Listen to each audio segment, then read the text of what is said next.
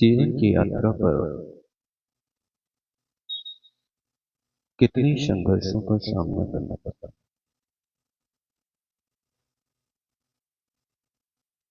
कुछ लोग हुआ करते हैं कि संघर्ष के जीवन को हर समय व्यतीत करते हैं। श्री पाल महाराज जब इस बात का श्रवण करते हैं कि मैं ससुर के नाम से जाना जा रहा हूं,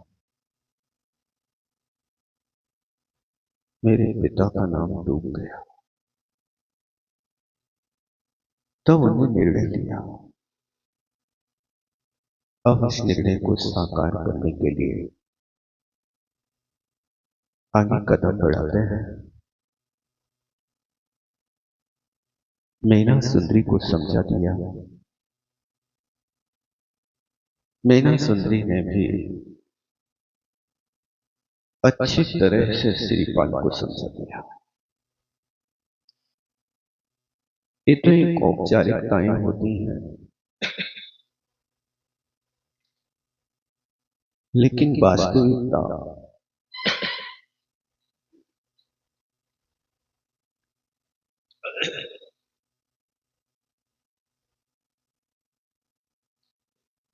श्रीपाल महाराज अब अपनी मातेश्वरी के पास जाकर के आज्ञा लेते हैं। माता से कहते हैं, हे मातेश्वरी, मैंने जो विचार किया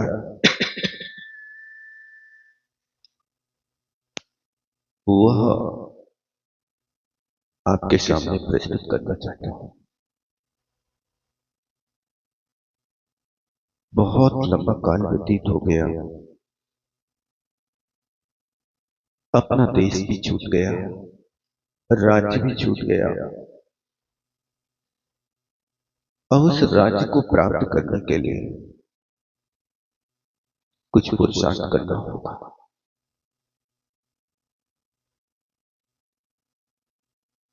मां भी यही सोचती थी कि मैं अपने बेटे को रोग मुक्त और राज्य युक्त कब दूंगी। हर मां की भावना होती है अपनी खोई हुई वस्तु को हाथ में आया। अपनी बात श्रीपाल जब मां से कह सकते हैं, तब मां कहती है, बेटा, चूंकि बिना बाहर जाए आपके जीवन का विकास नहीं होगा। आप जाते हो, जाइए, मेरा बहुत बहुत आशीर्वाद है। बस इतना ध्यान रखना, सिद्धों का स्मरण हमेशा करते रहना। सिद्ध परमात्मा की भक्ति अलौकिक हुआ करती है। निष्कर्म आत्मा, शुद्ध निरंजन, निर्लेप निराकार, ऐसे सिद्ध परमात्मा का बार बार स्वरूप स्मरण करने से अपने लिए भी सिद्ध बनने की भावना उपलब्ध होती है। श्रावकों का भी कर्तव्य है, यदि आप कुछ नहीं कर पाते तो सिद्ध भगवान की पूजा की जयमाल जरूर रोज पड़ा करें। सिद्ध परमात्मा किस किस वस्तु से मुक्त है, कौन से गुणों से युक्त है, ये उस जयमाला से ध्वनित हो जाता है। इसके साथ जल का, थल का और वन का विश्वास नहीं करना। विश्वास तो करना तो एक परमात्मा के ऊपर करना। विश्वास करना तो देव शास्त्र गुरु के ऊपर करना। कौन सी नदी कितनी गहरी है, अपरिचित अवस्था में यदि प्रवेश करोगे तो घटनाएं घट सकती हैं। इसलिए जल का विश्वास नहीं करना। थल पर भी चले तो जो रास्ता महाजनों के द्वारा पार कर लिया गया, उस रास्ते से चलना। रास्ता चलना साफ चाहे देर हो, और उस थल पर चलते समय कुछ जीवों से दूरियां बना करके रखना। घोड़े से 7 हाथ की दूरी बना करके रखना, क्योंकि ये नीति है। साहब की अगाड़ी और घोड़े की पिछाड़ी कभी नहीं चलना चाहिए। अधिकारी के आगे आगे चलोगे तो वो कुछ ना कुछ दोष तुम्हारे निकालेगा। और घोड़े की पिछाड़ी, घोड़े की लत्ती चलती है,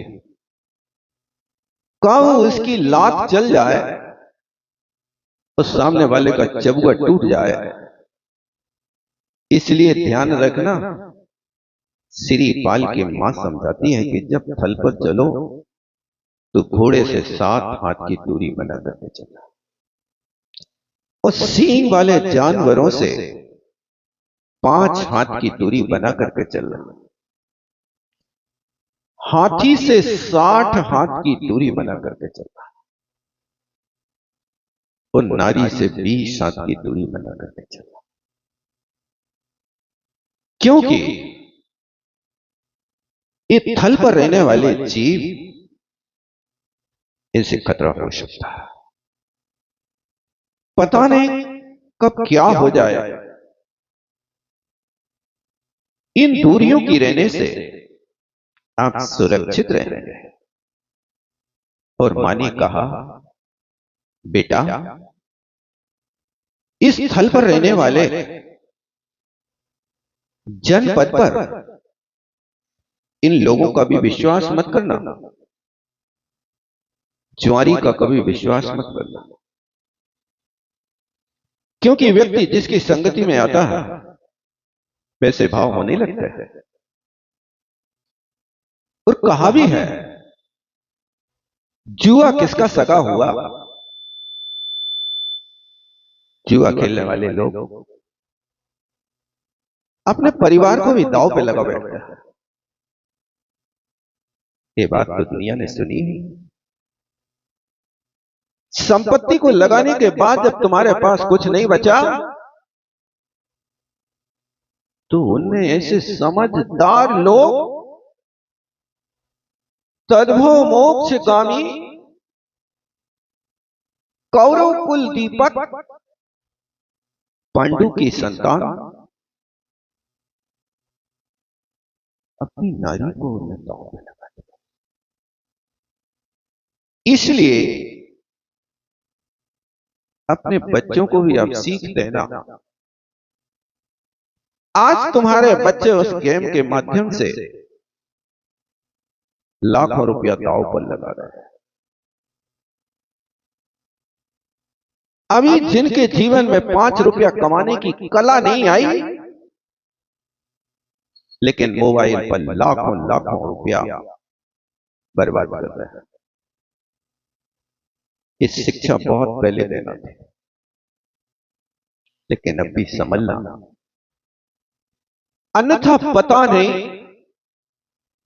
ऐसी आदतों में रहने वाली संतान करोड़पति लोग कब रोड़पति हो जाए, इसका कोई देखा। और वहां पर लोग बड़ी रुचि लेते हैं।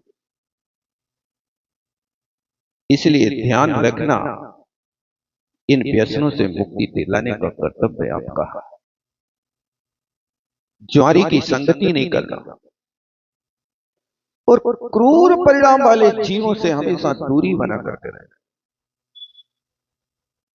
क्योंकि क्रूर व्यक्तियों को देखकर के व्यक्ति के अंदर में क्रूरता पैदा होने लगती है। यदि किसी के घर में सांप निकल आए तो लोग चिल्लाने से लगते हैं, मारो इसको, मारो इसको। प्राणी क्रूर है, लेकिन एकदम आपके मुख से शब्द निकलता है, मारो। इस क्रूर प्राणी की संगति से व्यक्ति के परिणाम भी क्रूर हो जाता है। जैसी संगति में जाता है व्यक्ति के परिणाम वैसे होने लगता है। इसलिए क्रूर जीवों की संगति से बचने की कोशिश करना। और यदि कोई क्रूर परिवार में होवे तो फिर बार बार भावना भाना, दुर्जन क्रूर कुमार व्रतों पर क्षोभ नहीं मुझको आगा। हे परमात्मा, ऐसे जीवों के प्रति मुझे क्षोभ उत्पन्न बना। और फिर मां कहती है कि चार वाक मत वालों की भी संगति मत कर लो। चार वाक एक मत होता है जिसका सिद्धांत सिर्फ यही होता है कि खाओ पियो करो आनंद, बिल चुका है परमानंद। खाने पीने ऐश करने की जिंदगी का एक लक्ष्य रहते हैं। उनके सिद्धांत में परमार्थ की कोई व्यवस्था नहीं होती। उनके यहां मोक्ष कुछ होते ही नहीं। मोक्ष की व्यवस्था ऐसी है कि घट चटक निर्वाण बन। चिड़िया को घड़े में बंद कर दिया, जब तक वो घड़े में बंद है तब तक उसका बंधन है, और चिड़िया को घड़े से बाहर निकाल दिया तो मोक्ष हो गया। इसी तरह आत्मा जब तक इस शरीर में बंद है तब तक आत्मा संसारी है, और इस शरीर से बाहर निकल गई तो मोक्ष हो गया। इस चार वाक मत का भी परहेज रखना, अन्यथा तुम्हारा सिद्धांत ऐसा बन गया तो तुम चार पुरुषार्थों से दूर हो जाओ। ऐसा माने उनके लिए समझाया। और भी बहुत सारी सीख मां जाते जाते देती है। जब यहां से निकल जाते हैं मां के चरण स्पर्श करके, और जाते जाते कहते हैं, हे मातेश्वरी, मैं 12 वर्ष के लिए जा रहा हूं। मैं ना सुंदरी की रक्षा आपके हाथों में सौंप कर जा रहा हूं। आप 12 वर्ष तक, जब तक मैं वापिस ना आ जाऊं, तब तक मैं ना सुंदरी की देखभाल आपको करना। कमलावती मां सोहा शीश देकर के बेटा की विदा करती है। और बेटा सिरीपाल उज्जैनी नगरी से निकलता है। और जैसे ही यहां से निकला, अब कोई सवारी नहीं थी, पग बिहारी थे। पग बिहार करते करते करते बहुत दूर देश पहुंच गए, जिस देश का नाम भृगु कच्छ था। उस भृगु कच्छ के निकट पहुंचते ही उद्यान में सिरीपाल ने विश्राम करने का सोचा, और वहां एक वृक्ष की छाया में बैठ गए। वहां बैठते ही उनको नींद आ गई। इसके बाद होता यह है कि भृगु कच्छ देश का एक सेठ 500 जहाज लेकर के समुद्र के ऊपर से रत्नगिरी देश में जा रहा था। यहां से धवल सेठ का निकलना होता है, और श्रीपाल महाराज का भृगु कच्छ देश में पहुंचना होता है।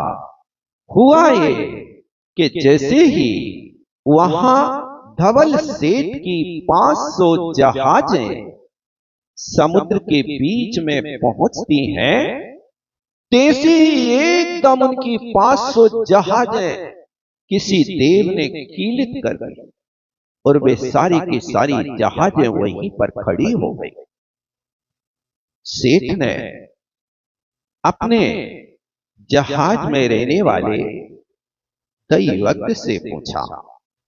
दैवज्ञ का अर्थ ज्योति होता है। भाग्य को बताने वाला होता है। उससे पूछा, क्या कारण है, जहाजें एक साथ क्यों रुक गईं? तब उस ज्योतिषी ने कहा, सेठ जी, ये किसी देव का प्रकोप है, और जब तक किसी महापुरुष के हाथ का स्पर्श नहीं होगा तब तक जहाजें आगे नहीं बढ़ेंगी। देखो, पुण्य पुरुषों के कितने तीव्र पुण्य होते हैं कि गाड़ी छूट गई, उस पुरुष ने गाड़ी को नहीं पा पाया तो देवता ने समुद्र के बीच में रोक दिया, क्योंकि श्री पाल महाराज उस धवल सेठ के पार्टनर होने वाले हैं व्यापार के। अब वो आगे बढ़ गया, लेकिन जब जहाजें सारी की सारी समुद्र में खड़ी हो गई तो ज्योतिषी के कहे अनुसार सेठ ने चारों दिशाओं में उस दिव्य पुरुष को ढूंढने के लिए भेज दिया कि जिस महापुरुष के स्पर्श से जहाजें चलने वाली, सब दिशाओं में उस व्यक्तित्व को छाना जाता है। भाग्य की जीत उस भृगु कच्छ के उपवन में श्री पाल विश्राम करते हुए दृष्टिगोचर होते हैं। सेठ के कर्मचारियों ने उनको जगाया और कहा, महाराज, आप किस देश से पधारे हैं, किस उद्देश्य से पधारे हैं, आपका नाम क्या है, आप किस ओर जाना चाहते हैं? ये सारे के सारे प्रश्न बड़ी विनय के साथ उन कर्मचारियों ने उनसे कर डाले। और उसके बाद श्री पाल महाराज ने सारा परिचय दिया। तब वो कहते हैं, हमारे धवल सेठ आपसे मिलना चाहते हैं। यदि आपको कष्ट ना हो तो आप उनके पास चलें, अथवा आपको यदि इसमें कोई कष्ट है तो मैं धवल सेठ को यहां ला सकता हूं।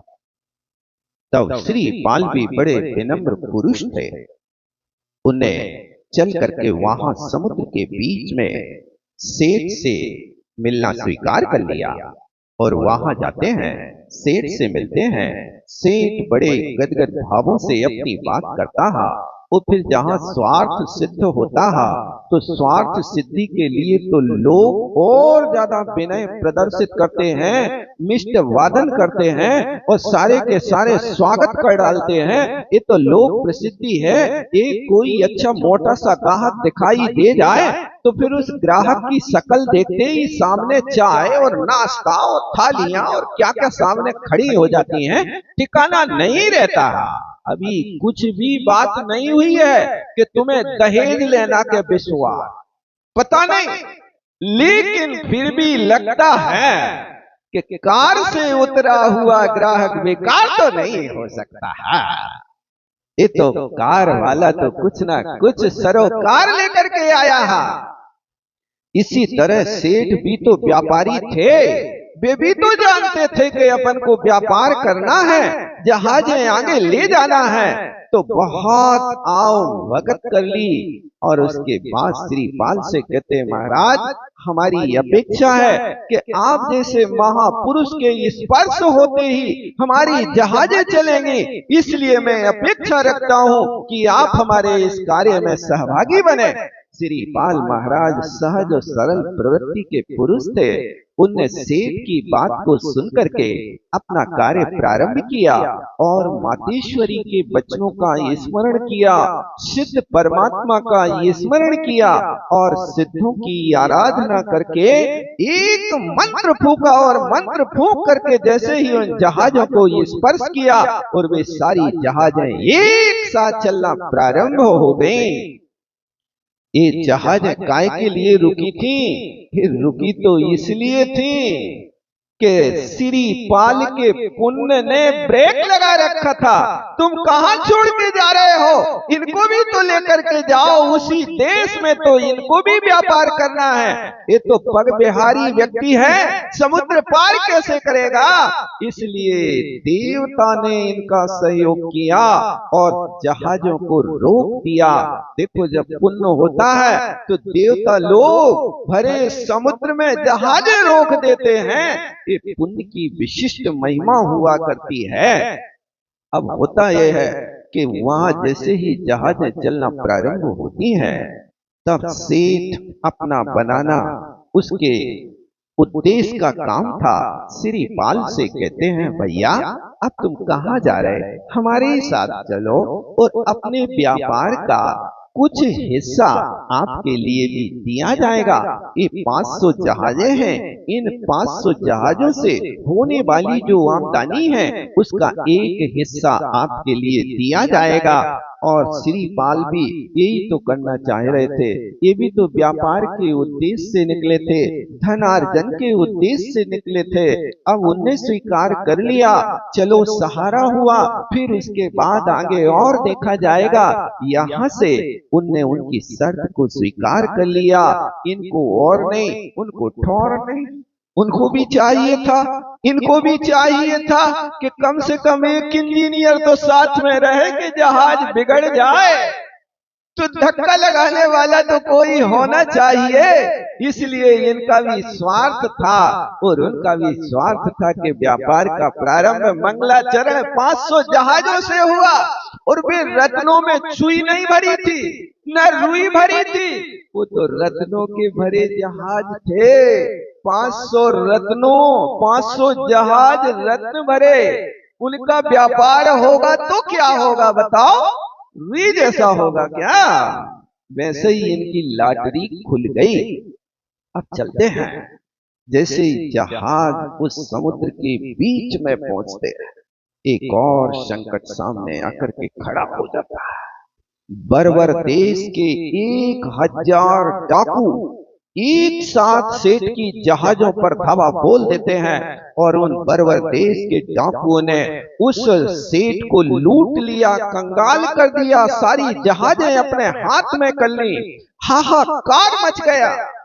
तब सेठ दौड़े दौड़े सिरीपाल के पास आते, महाराज रक्षा करो, रक्षा करो, रक्षा करो, लुट गया, अब हमारे पास कुछ भी नहीं बचा, इन डाकुओं से हमारी रक्षा करो। सिरीपाल महाराज धैर्य बनाते हैं, सेठ जी घबराओ नहीं, सब कुछ ठीक हो जाएगा।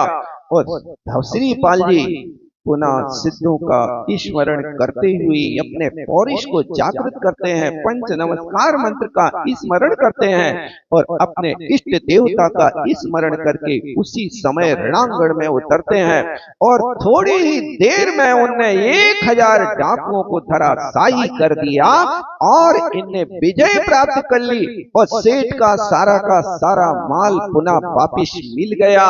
सेठ तो दीपावली मनाने लगा। धन्य है श्रीपाल महाराज, आपकी कृपा से हमारा काम हुआ। लेकिन हुआ है कि श्रीपाल बड़े व्यवहार कुशल व्यक्ति थे। इनने उन डाकुओं को जीत तो लिया, डाकुओं से कोई दुश्मनी नहीं बनाई, मित्रता बना करके रखी और कहा भैया ये तो हमारा कर्तव्य है कि अपने मालिक की रक्षा करना, ये कर्तव्य का मैंने निर्वाह किया है। अब आप लोग पधारे हैं यहाँ पर, आपको कष्ट हुआ है, जो भी घाव हुए हैं उनके लिए हम क्षमा प्रार्थी हैं। और उस समय उन सारे के सारे डाकुओं के लिए श्रीपाल महाराज ने बहुत प्रेम से भोजन कराया और वे श्रीपाल महाराज के लट्टू हो गए।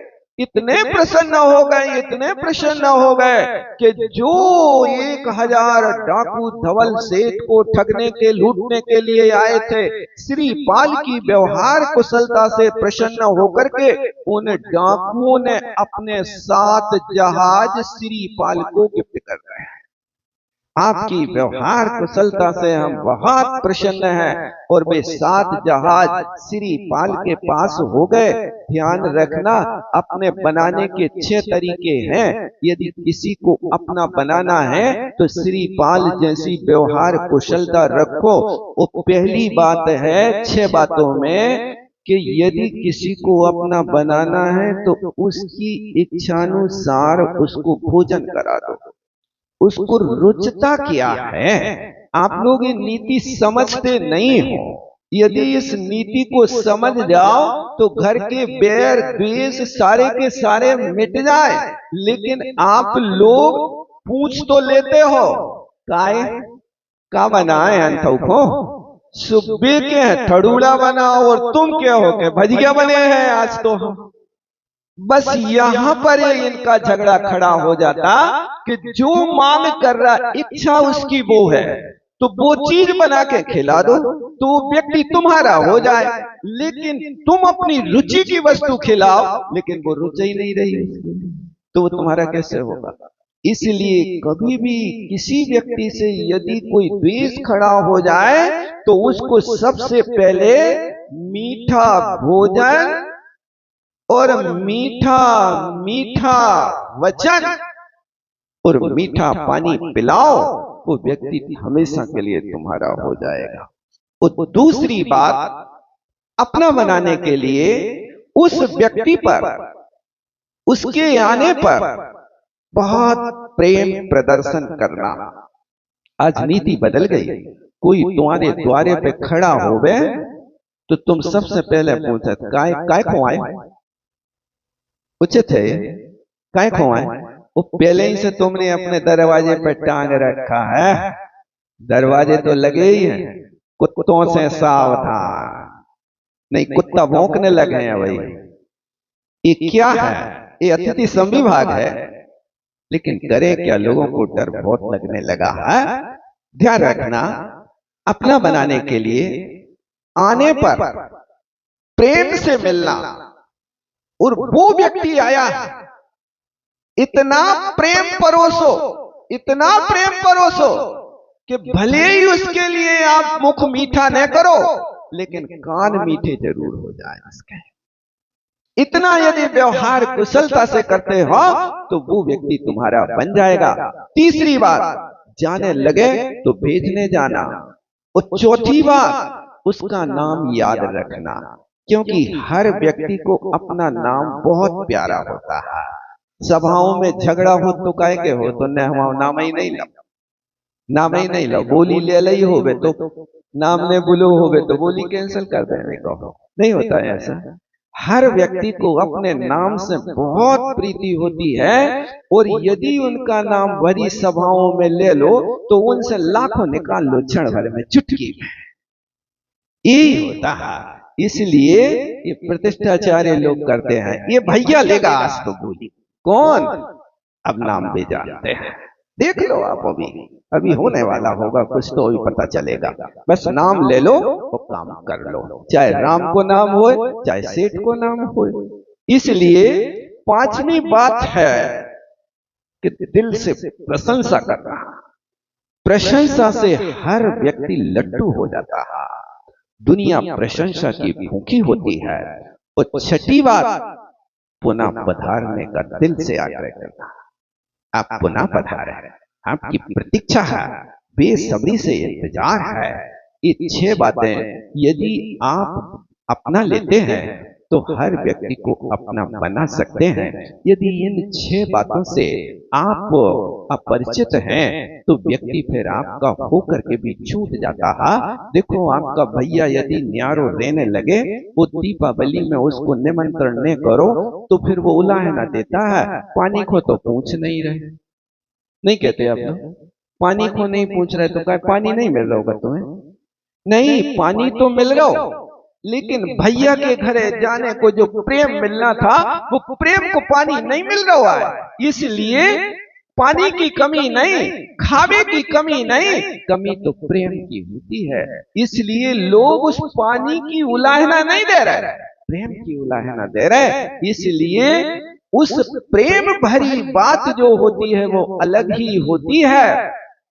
यही हुआ था जब रामचंद्र जी के यहाँ, सबरी के यहाँ रामचंद्र जी पधारे थे, तब सबरी राम के आने पर आनंद से पागल हो गई, कुछ ख्याल ही नहीं रहा। अब सबरी राम के लिए भोजन कराती है, फल खिलाती है, केला देती है, तो केला के छिलका राम को दे रही और केला के फल जमीन में फेंक रही। सो लक्ष्मण जी खड़े खड़े देख करके कह रहे, दोनों पागल, खाने वाला भी खिलाने वाला भी।